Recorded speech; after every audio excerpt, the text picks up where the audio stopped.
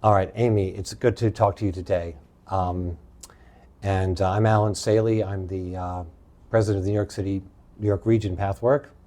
Been in the Pathwork for a long time. My parents were both senior Pathwork helpers, and so I've kind of internalized the Pathwork perspective in my life, at least I try to. And you're a core therapist, and you've also, of course, done a lot of Pathwork. This is a fraught time for the United States, where the election's coming up in a few days, and the country is extremely polarized. Mostly, I've heard a lot of political talk. I mean, you can't escape it, of course, especially if you're in a swing state. And a lot of it's about grievance. A lot of it is about people wanting the politicians to fix their lives. And I think, or that's the way at least it's put forward by the news commentators, like, are you better off now than you were 4 years ago? The Pathwork sort of takes a different perspective, which is it's our attitudes that create our reality, our life circumstances. And I dare say that if you're not better off now than you were 4 years ago, it's because of you, not because of gas prices or politicians. It's something about your attitude. So I was thinking about how the Pathwork looks at political issues. And in the lecture on politics, the guide's lecture 242, the guide talks about 3 different historical periods, 3 different political regimes. First one being feudalism and the medieval culture, monarchy and feudalism, and the second one being communism and socialism, and then the third being capitalist democracy.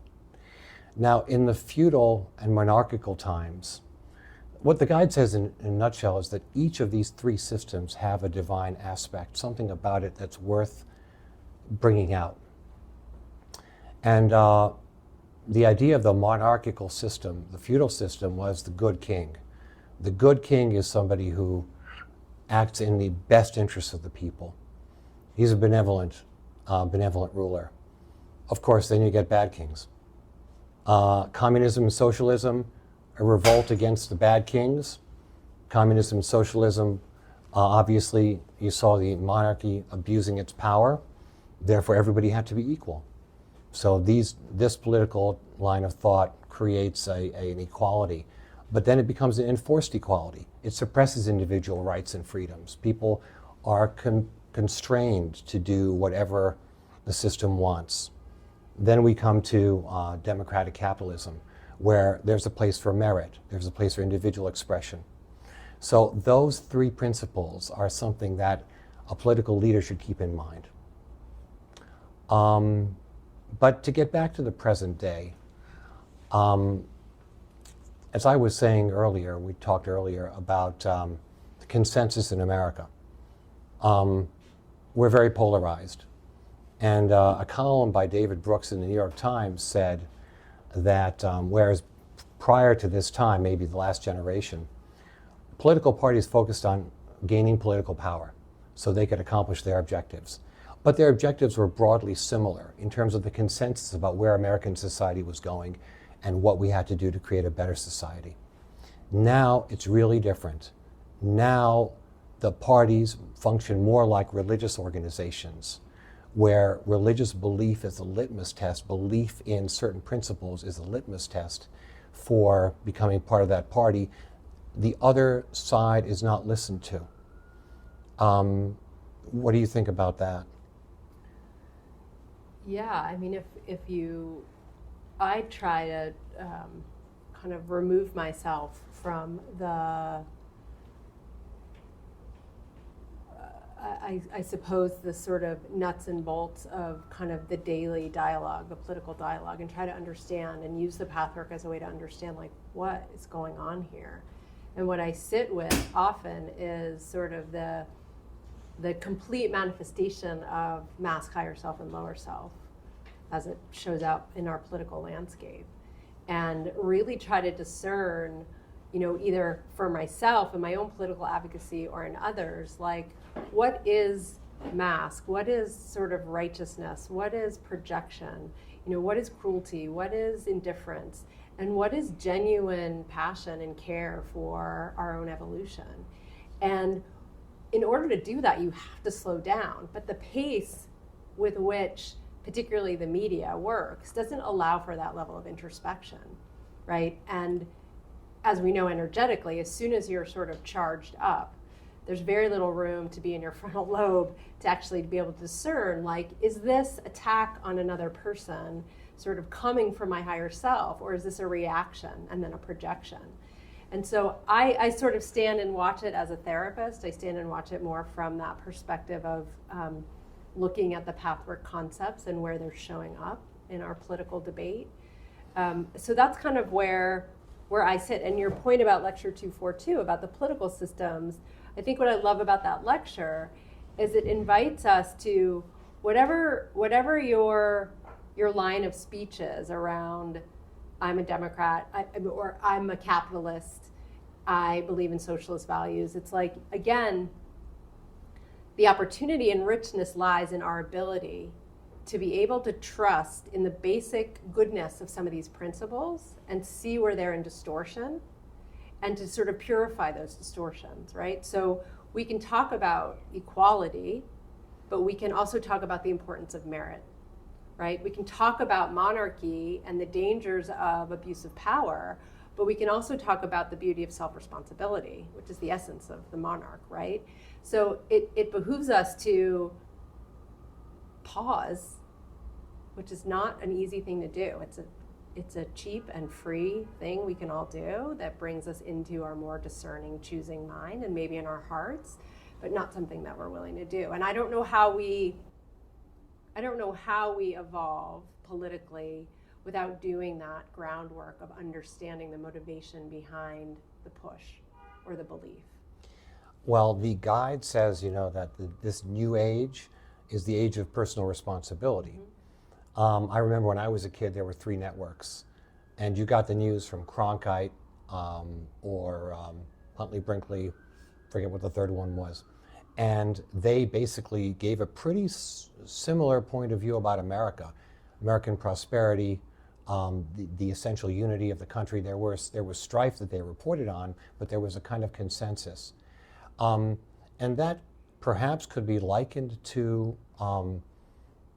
kind of a good dad or a good father telling you, reassuring you. Now we have a situation where anybody with a cell phone is a broadcaster. Mm. Anyone who has a electronic device can put something up on the internet, potentially to be seen by millions. Right. So now it seems in some way that is in the direction of personal responsibility. On the other hand, though, it's very undisciplined. Well, yeah, because if we again think about it in energetic terms, like personal responsibility from the higher self requires a certain level of containment. And containment is the ability to sort of sit with whatever energy is moving through you and wait to bring it forward until you can do so with consciousness. What happens is if you can go on your phone and just type something in and send it off, there's absolutely no containment in that. You throw the energy off, right? And then you've got people who don't want to engage at all. It's too much, and they just shut down and they sit out of the process. And so again, if we go back to what are the meta skills? What's the level of maturity that we need to cultivate in order to have real political discourse and debate? We're not collectively there, right? And so, if you can't contain the energy and you need to throw it off or you need to shut it down, it's like there's an impact, there's a consequence to that, right? So, and I know that impulse in myself, right? I read something, I hear something, I want to share it, and it's like I have to stop myself and wait. And if I can wait, and it still feels a couple of hours later, a couple of days later that I want to share that, that's far more trustworthy than had I just been in reaction. And so I go back to the richness of Pathwork to be our roadmap for how we show up as citizens in any realm, but certainly in the political realm. But it requires, what I love about Pathwork is the emphasis on negative pleasure, right? And so from a core perspective, it's yes, we need to be able to contain, which is to tolerate the energy in our body without acting it out and waiting until we have right speech, right intention to move forward. But the notion of negative pleasure is, am I willing to give up that hit I get when I demonize you? Or Sure. when I prove my point, or Sure. I'm the right one, or I'm the righteous one? Because to give that up requires us to sit in the mess and the discomfort and the pain and Right. maybe the grief that the world isn't the way we want it to be. And that we may not, meaning I or you, may not have the right answer, right? And so there's a death involved in that. And so, I just, there's so many ways in which the Pathwork can be such a guide for us here. Right. I mean, Hannah Arendt, of course, says the big enemy of maturity is failure to think, lack of Yeah. thinking. Fascism thrives when there's no thinking Yeah. involved. And the more people think and the more people can raise their consciousness, the more they can mature in terms of, I suppose, gratifying their needs or Yes. seeing how the needs are. You don't have to be instantly gratified. Yes. You can see for the Republicans, they get a thrill out of owning the libs. In other words, you just bait the other people, and then when Yeah. they fall for the bait, Yeah. it gives you a rush. Yeah.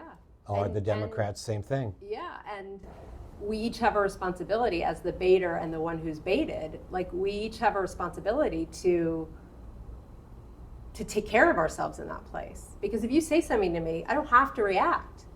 Right? But I have to have the capacity not to react. And you, as the baiter, need to take responsibility for the place that just wants to bait, right? And so that level of self-responsibility, of taking care of our energetic system and taking care of our reactions and wanting to be conscious and being willing to let go of the negative pleasure and to see ourselves as not just higher self beings, but people who are playing something else out with cruelty.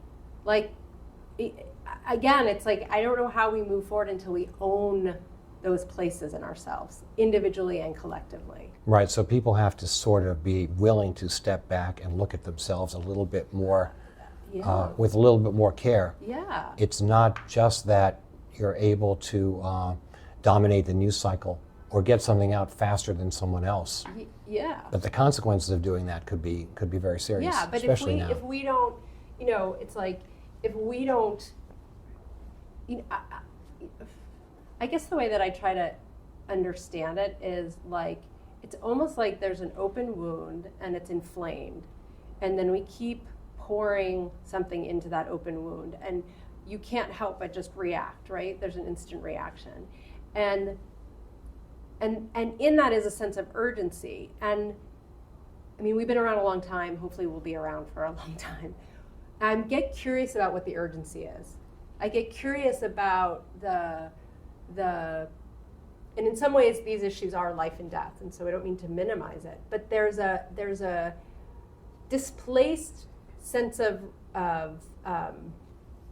inflammation that I get curious isn't about. it true that it's so funny, because on the one hand there's the perspective that, oh my God, if this person doesn't get elected, the world's going to come to an Right. end.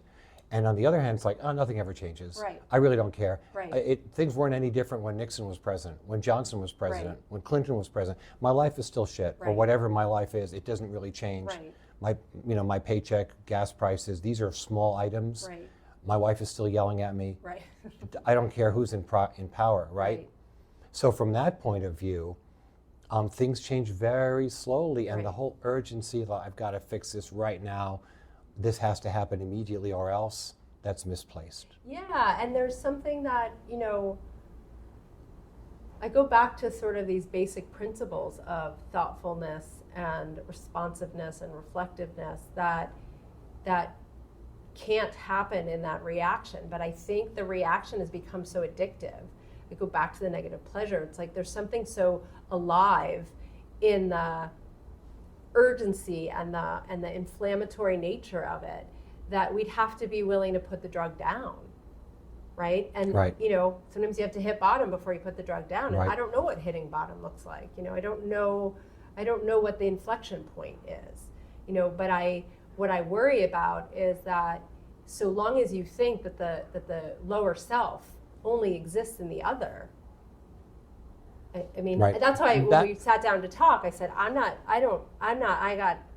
taking a side here, because if I look at the higher self qualities of each party and each platform, I must also look at the lower self qualities. And then I must also look at the mass qualities, where it gets packaged as,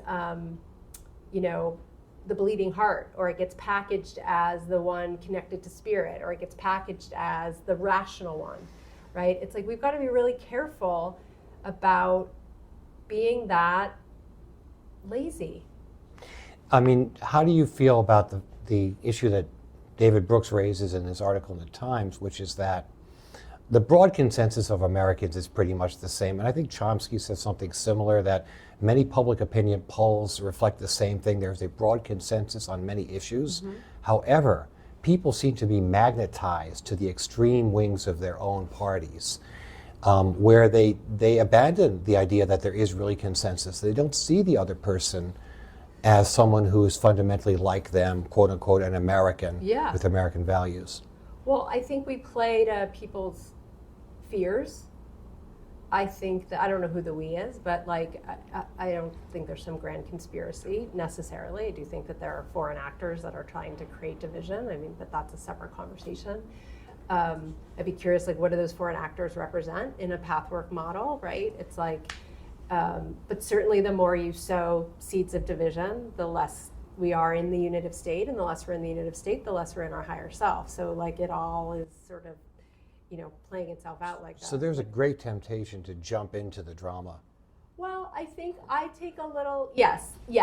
I think on one level, I see it as sort of a reaction, but on another, if I see it from, what's motive, where is there like a false need in this versus the real need? I do think there's probably a sense of wanting to belong. I do think there's a sense of not wanting to feel alone. I do think that the issues that we're fighting for are of real importance, and people care about them, and it affects them personally, or affects their families or their communities or just humanity. And so I choose to, at the basic level, trust in the basic goodness of everyone. And like these political systems, we can see where kind of the energy and the consciousness is in distortion, right? So if I care about an issue, when I work with people, if I'm working on a political issue with them, or just trying to process a political issue in a more psychological way, I'll ask each person to hold the energy of the other person's belief, right? So if we were talking about, let's say we're talking about abortion, okay? And you hold a pro-life stance, I hold a pro-choice stance, although I don't like that language. Even the language, right? I mean, language is energy, and that language already is divisive, as if, right, the pro-choice doesn't care about life, and this life doesn't care about agency. But I'll ask you, hold the energy of choice. Hold the energy of freedom over your own body and your own being, right? And then I'll ask the other, like, hold sort of the energy of life and the preciousness of life, right? Or the sacredness of something, or, and to just let that energy of the other side kind of infiltrate the nervous system, so that you can have a felt sense of like, okay, if I trust in the basic goodness of this other, then I can maybe kind of widen the container to hold the complexity of the issue. Now, that may not change their political view. It's not necessarily about that, but it's about being able to be in the same room with the other person and see their humanity.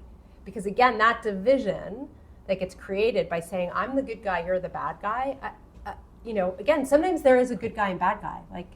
Like Nazis, bad, right? But in general, right, for the most part, I choose to sort of trust in the basic goodness of.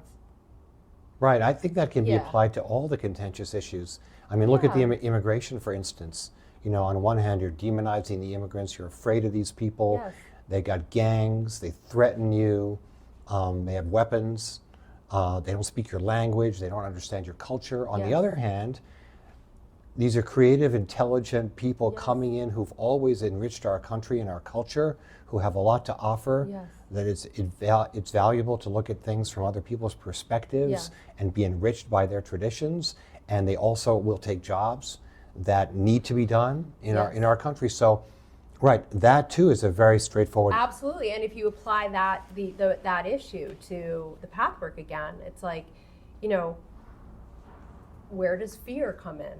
Where does attachment to the identity of an American come in? Like whatever these sort of like deeper seated things that trigger us around some of these issues. Again, not minimizing the actual issues. They are real, that need to be dealt with, and we need to find sort of answers. But if we think about, why is this triggering me so much? What's it playing to? What part of my own immaturity is it playing to? Or what part of my own distortions does it play to? And it's usually, per the Pathwork, fear, pride, and self-will, right? Or a strong attachment to ego, or strong need for boundaries, right? Either Right. porous or overbound. And so there's so many rich ways to apply Pathwork concepts to almost every issue, but also the way in which we show up in that issue. So I was thinking we could look at the cards from the presentation. So just so anyone who's watching knows, so I read through, I don't know, maybe 6 or 7 lectures and put together a presentation that says, how can we look at Pathwork concepts to understand systemic change? And so that's what we're working off of, is that kind of consolidation of some of these concepts. Right. So let's just take the first one. In certain intervals of history, a new influx streams into your world because humanity has grown ready for it.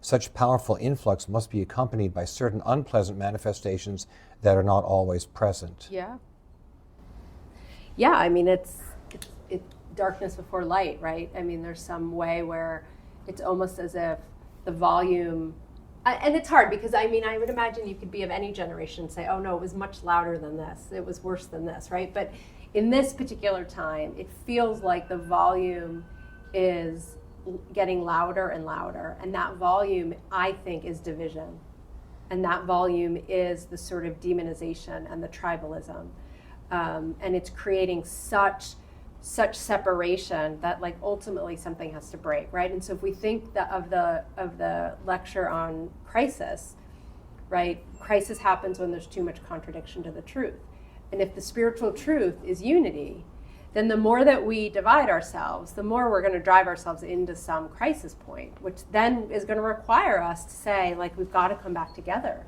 or we've got to separate and live. I mean, it's like, no, I don't want to go there, right? I think the division is the crisis, and I don't wish for a breaking point, but something will want to push us back into unity. Well, I mean, it's been common knowledge, I think, since the 50s that because we have nuclear weapons, we got a choice here. Yeah. Either we go in the division way where we demonize, Yes. and somebody starts hits a button one of these years, or we decide we're going to unify, disarm, find out what it is that drives us apart and fix it. Yes, and yeah, I'm not going to go there. The other card, our outer situation reveals our inner reality. Yeah. So, I mean, it is correct, is it not, that everybody in a society bears some responsibility for the way things are? Absolutely, of course. I mean, if we presume that Trump or Harris or the Democrats or the Republicans are the answer, we're screwed. To put it bluntly, right? I mean, to sense that it's out there, the answer is out there, right? First and foremost is inaccurate. But secondly, if what I preach about what is it, the principle that our outer systems are simply a reflection of our own inner systems, right. Our own inner struggle, our own ambivalences. So the less work we do on ourselves individually, the louder the distortions become in the collective. So yes, we can put this all on a party, or we can put this all on a leader, but ultimately it's right. like the right sizing within ourselves is what manifests on the outside. I was reading a Pathwork lecture that talked about the creative cosmic force, power that is everywhere that we can channel if we somehow manage to overcome our inner obstructions. And that part of it is just the imperative to keep on reaching out, keep on making contact, keep on being outgoing Yes. and giving of ourselves. Yes. And unfortunately, I don't think that you can set it and forget it. Like for a political system or for anything, you cannot just say, I'm not going to do any more, this thing will take care of itself. Yes. That's like electing like a Harris or a Trump. Hey, he's going to fix it, she's going to fix it, set it and forget it, I'm going to Yes. vote, then I'm going to go home and do my Yes. own thing. Yes. Right? Yeah, and I think I would go maybe even deeper into the psyche of saying, if I live in fear, right, of either, let's call it ego death or death itself, then everything around me becomes a threat, including you, right? So unless I do the work to come to terms with that which I'm afraid of within myself, then I'm always going to look for something outside of me that becomes the threat that then justifies my behavior, right? So if I have pride and that pride says I have to be right, like I must be right, then I'm not going to have the ability to be humble enough to listen to what you have to say because you're wrong and I'm right. So it's like these principles of our own kind of rejections and denials of what's true, of wisdom, keep us from being able to engage and keep us from really being able to evolve. So that no matter what we do to fix things on the outside, unless it's a representation of sort of what's happening for us on the inside, it just perpetuates. Right.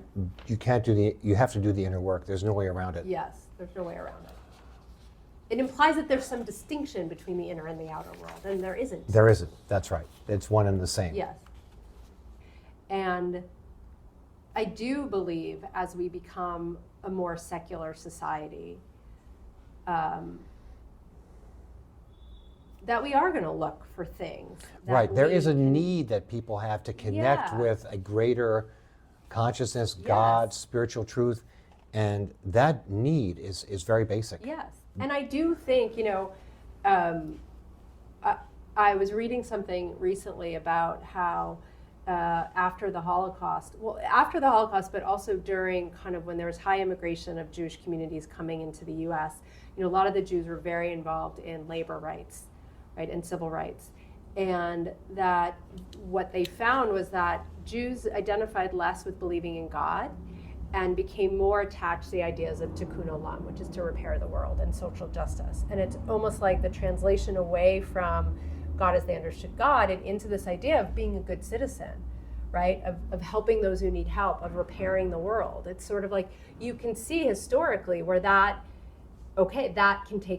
takes place.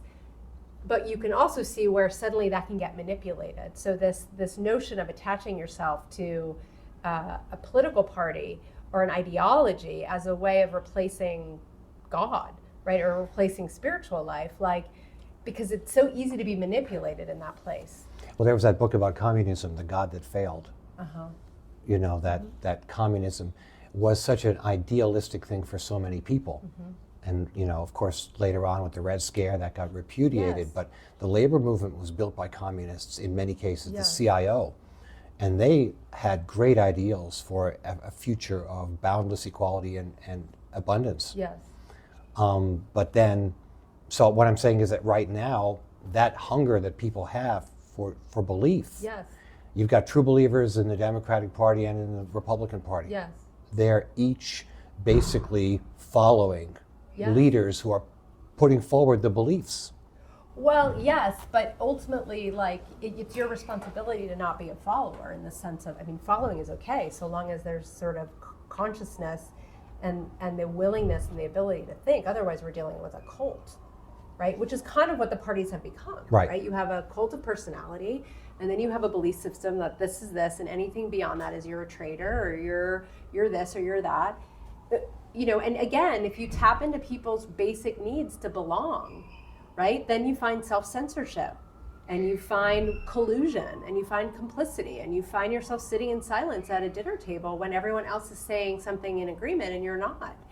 That's not a healthy society, right? That's not. And so if we're so attached to dogma, if we're so attached to sort of the personality, something is off. We're not in higher self energy there. I love the idea in that lecture, though, is that, when the crisis is over, will it have fulfilled its function? And so, again, if we go back to, that part of the crisis is the illusion of separateness, is the dualistic consciousness of either or, this party or that party. If we assume that is part of the crisis, then will it have fulfilled its function? To me, are we in unity? And unity doesn't mean agreement. Right? Unity doesn't mean, because I think, it's like, I'm like a huge history buff, and I'm actually not a history buff, but I specifically love the relationship between Thomas Jefferson and John Adams. And part of why I love their relationship is they had such different views of man's ability to self-regulate. Right? Jefferson was like, men will naturally self-regulate, leave them alone, don't govern them. And Adams was like, man can't self-regulate, they need governance, they need containment.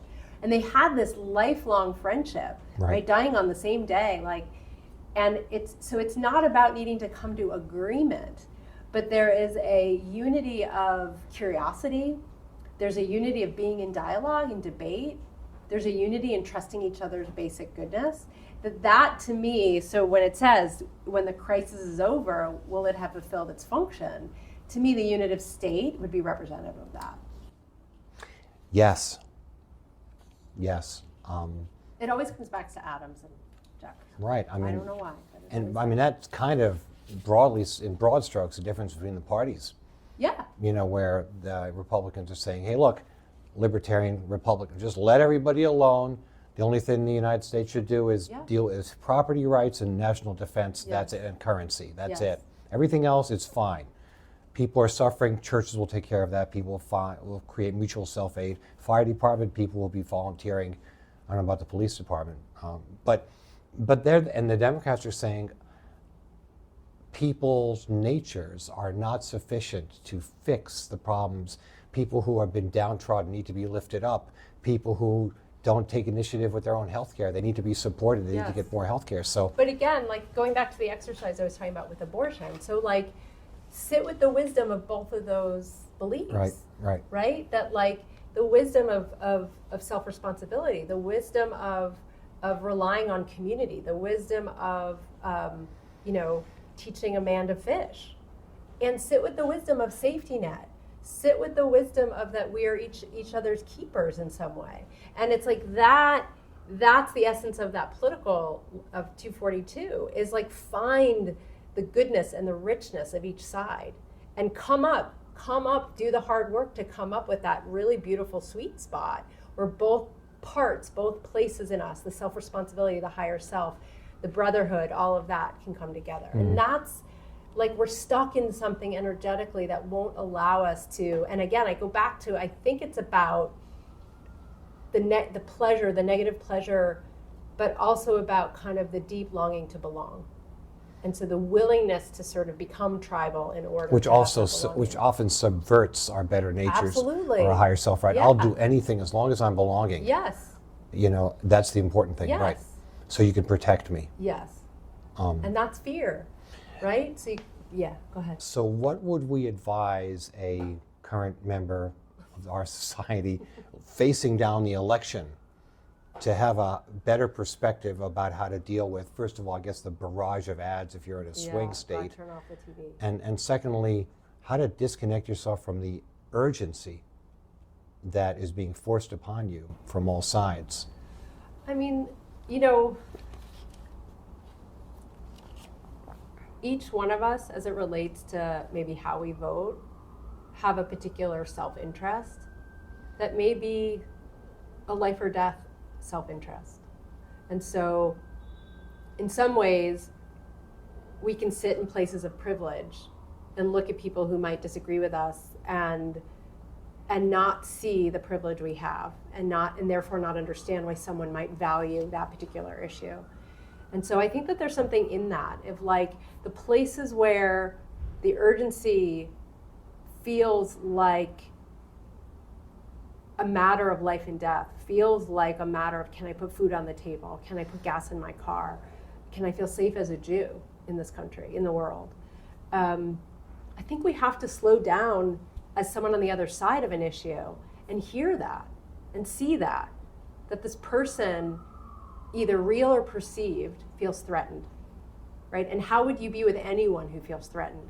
You don't threaten them more, right? You don't compound it with judgment. You try very hard to try and understand. So that would be the first thing. And I think another is like, we have to be, you used the term earlier, like we are baited and we are baiting.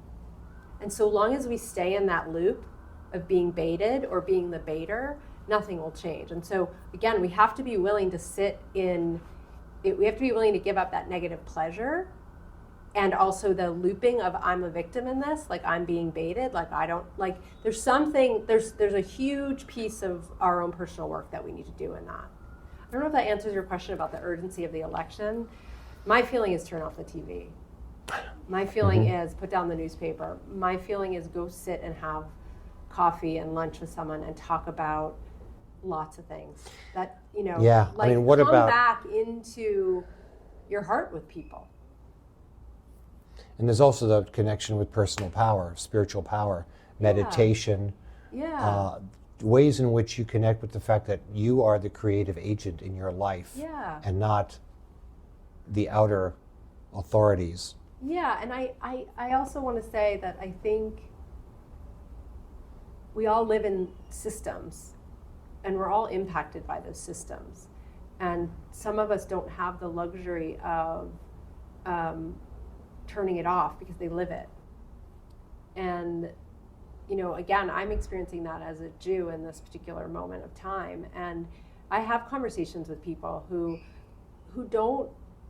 aren't concerned about anti-Semitism and who aren't concerned about Israel. And they don't need to be. I mean, like in the unitive state, we all should be interested in everyone's issues, right? But they don't need to be. And it's easy to feel alone in that place. And it's easy to want to just hunker down with like other Jews who sort of feel the way I feel. And, it's also easy to have empathy for someone wanting to do that. And so it's like, it goes back to this idea of like trusting in people and our own basic goodness, cultivating empathy, being willing to work through the pride and the fear and the self-will, being willing to look at, is my fight for this a higher self fight, a lower self fight, or a mask fight? Am I up to something else here? And am I willing, to sit in the complexity and the nuance, but also the simplicity of certain issues, and have an energetic system that can tolerate that? Yeah, that's a tough one. I mean, because single issues, like for example, some of the Arabs in Michigan, they're not going to vote for Harris because of Palestine. Right. That's it. Nothing else matters. The gas prices don't matter. Immigration doesn't matter. Nothing else matters. Right. Like probably for some rich guys, okay, am I going to get a deal on the capital gains? Right. Am I going to? I don't care whether it's Trump or Harris. Whoever promises me more money on my investments, I'm going to vote for them. Yeah. Nothing else matters. I don't care about. And there's nothing wrong with self-interest, but self-interest from the higher self is one thing. Correct. Self-interest from the lower self is one thing. Self-interest from the mask is one thing, right? And so all I'm asking of myself, because that's all I have control over, is to sit in the places where, as a one-issue person, that I really feel into like what is this about for me? And if I can feel like I'm in alignment with my higher self and I'm a one-issue voter, like, so be it. Right. Like, okay, but take ownership of that, right? And so I guess the theme that's coming for me as we're talking is just far more self-responsibility. Yeah, I think that's the bottom line. A question that was asked on a show I watched recently, is not voting acceptable? Can you not vote? Is that okay? Is it okay? I mean, I suppose it's okay in terms of... I think every action has a consequence, right? Yes. So as long as you're willing to be in the consequence of your choice, you can do, voting is not compulsory, like we don't have to vote. What is it to not vote, right? Is it a sense of defeat? Is it an act of defiance? Is it just pure laziness? Well, the same lens that you apply to everything else. Yeah. How does it really matter to you? What is the self-responsibility involved in making that choice? Yes. Where are you making that choice from? Yes. And, is there something that we've convinced ourselves of? Is there some belief system that we're sitting with that we determine that our vote doesn't matter? Right? I mean, like what's happening for people that sort of make the choice? Well, I did see that comment in the poll of voters. They went to poor communities. And the poor people, many of them said, it really doesn't matter. Nothing changes. Yeah. I don't care who I vote for. Nothing's going to change. Yeah. But that is a complete lack of ability to understand personal agency. Yes. And creating that kind of ability to tap the cosmic power that's available to us if we can clear up those obstructions within. Yeah. And how have they been harmed by the system that they feel so defeated by that, Right. Because Right. yes, it's personal responsibility, and yet like the systems have to take responsibility for the way that they have made, sort of effectively made people feel that from a systems perspective, Absolutely. it's hopeless. Yeah, I mean the themes that are coming up for me are discerning higher self, lower self mass, also building the container to be able to tolerate being triggered and being impacted so that we don't have to be in reaction, whether we act out or whether we shut down and stay, not involved, and to really cultivate our capacity to trust in each other's basic goodness so that we really can be humble enough to listen to what someone else has to say and to receive it and to trust perhaps in the wisdom of it, right? Like what this other person said is right, or Right. what this other person said is true. Right. And am I willing to put down my need to be right in order to see where that could create consensus or opportunity? Right. And what is the crisis, and when it's over, again, if crisis to some extent is sort of division, is, when the crisis is over and we are more unified and together, and again, not in agreement per se, but in a unitive state, like what then from that place can we create? Okay. So thanks. Thank you. It's fun.